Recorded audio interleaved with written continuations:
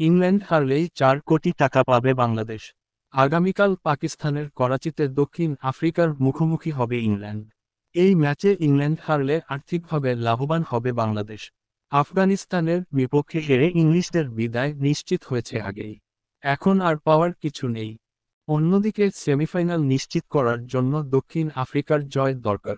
যদি এই ম্যাচে ইংল্যান্ড হারে তাহলে 2 গ্রুপ মিলিয়ে তালিকার 6-এ থাকবে বাংলাদেশ, সাথে পাকিস্তান ও সবশেষ অর্থাৎ 8-এ থাকবে ইংল্যান্ড।